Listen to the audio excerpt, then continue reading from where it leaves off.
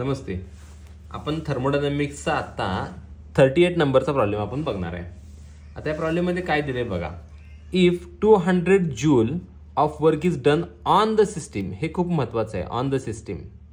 ज्याला on the system आपण ज्याला म्हणतोय ना, त्यावेळी तुमचा जो डब्ल्यू असतो ना, तो डब्ल्यू असतो तो पॉझिटिव्ह असतो. आणि बाय द सिस्टीम ज्याला म्हणेल त्याला डब्ल्यू तुमचा कसा असतो, निगेटिव्ह असतो. मग आता ज्यावेळेला त्यांनी ऑन द सिस्टीम हा शब्द वापरतायत का नाही, त्यावेळेला हा जो डब्ल्यू आहे ना, हा डब्ल्यू पॉझिटिव्ह घ्यावा लागेल. म्हणजे गिवन मध्ये आपल्याला काय लिहायला पाहिजे, गिवन मध्ये W is equals two plus 200 लिहावं लागेल. 200 जूल. परत by the surrounding and 500 joule. किती जूल आहे, 500 joule of heat is given out. Out म्हणजे बाहेर गेली.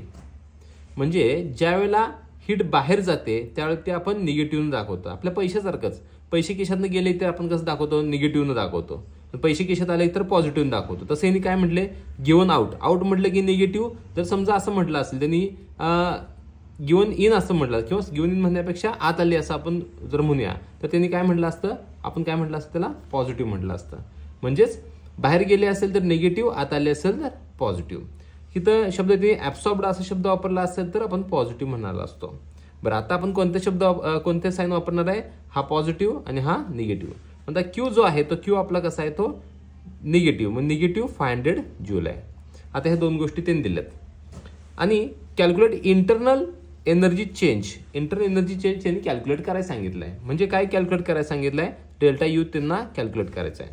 मग गिवन झाला, टू फाइंड झाला. फॉर्म्युला काय, फॉर्म्युला आपला कोणता येणार आहे, तर आपला फर्स्ट लॉ ऑफ थर्मोडायनॅमिक्सचा फॉर्म्युला आहे. काय फॉर्म्युला आहे, तर Q is equals to delta U minus W हा फॉर्म्युला आहे.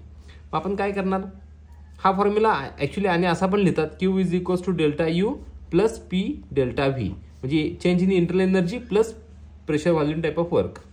आता आपल्याला हा फॉर्म्युला आपण वापरणार आहे. आता मग आता आपल्याला काय कॅल्क्युलेट करायचं आहे, कॅल्क्युलेशनमध्ये डेल्टा यू कॅल्क्युलेट करायचं आहे. मग डेल्टा यू कॅल्क्युलेट करायचं असेल तर काय करावं लागेल, हा मायनस डब्ल्यू पलीकडे गेल्यावर काय होणार आहे, plus W. Q plus W. मग क्यू आपल्याकडे किती आहे, तर क्यू आहे मायनस 500. डब्ल्यू किती आहे, प्लस 2000. मग आता काय होणार आहे, 2000 मधनं 500 गेले, किती आले, 1500. आणि हा 1500 पॉझिटिव्ह आलाय जूलमध्ये. मग आपण काय कॅल्क्युलेट करायचं होतं, change in internal energy calculate करायची होती आणि आपण ती कॅल्क्युलेट केली. एवढा सोपा प्रॉब्लेम आहे, एकदम फालतू प्रॉब्लेम आहे. थँक्यू.